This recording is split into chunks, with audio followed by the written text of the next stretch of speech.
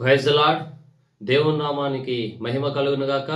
మీ అందరికి నా వందనాలు తెలియజేసుకున్నాను. ఈ దినమున దేవుని వాక్యాన్ని ధ్యానిద్దాం. మత్తయి సువార్త 24వ అధ్యాయం 12వ వాక్యాన్ని చదివి ధ్యానిద్దాం. అక్రమము విస్తరించుట చేత అనేకుల ప్రేమ చల్లారును. ఆమేన్. హల్లెలూయా. యేసుక్రీస్తు ప్రభువారు మాట్లాడుచున్నాడు. అక్రమము విస్తరించుట వలన అనేకుల ప్రేమ చల్లారిపోతుంది. ఈ రోజుల్లో ప్రేమించే వాళ్ళు లేరు.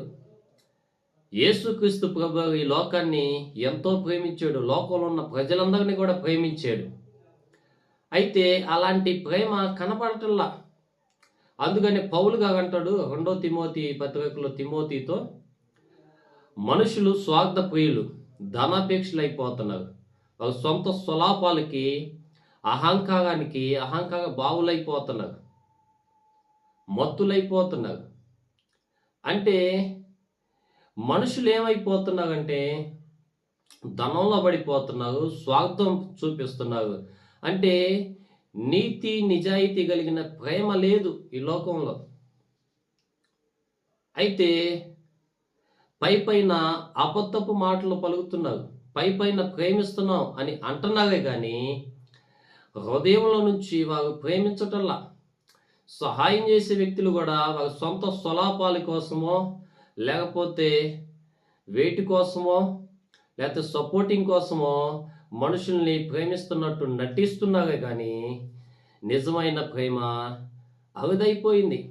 అందుకే యేసుక్రీస్తు ప్రభువు ఈ లోకంలో ఉన్న ప్రజల్ని ఎలాగైతే ప్రేమించాడో, ఆయన ఈ లోకంలోకి దిగి వచ్చి ఆయన ప్రేమని అనేకులు పంచిపెట్టాడు.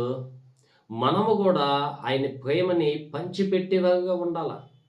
స్వార్థం లేని ప్రేమ ఉండాల. నీతిగా, నిజాయితీగా, యథార్థంగా ఉండాల మన ప్రేమ. ఇతరుల్ని ఆదరించేటట్టుగా ఉండాల. కాబట్టి మనం గ్రహించి ఈ రోజుల్లో తెలుసుకొని ప్రేమ చల్లారిపోతున్న రోజుల్లో మరి యేసయ్య ఎలాగైతే ప్రేమించాడో ఆ ప్రేమను మనం ధరించుకొని ఇతరులకు పంచిపెట్టే విధంగా మనం ఉండాలి అని దేవుడు ఆశపడుతున్నాడు, ఆశిస్తున్నాడు. ఈ రాకడ దినాల్లో చాలా జాగ్రత్తగా ఉండాలి. ఆ ప్రేమ లేకపోతే మనం దేవుని రాజ్యంలో ఉండలేము. ఇతరులను ప్రేమించలేకపోతే దేవుని రాజ్యానికి చేరలేము, దేవుని రాజ్యానికి వారసులు కాలేము.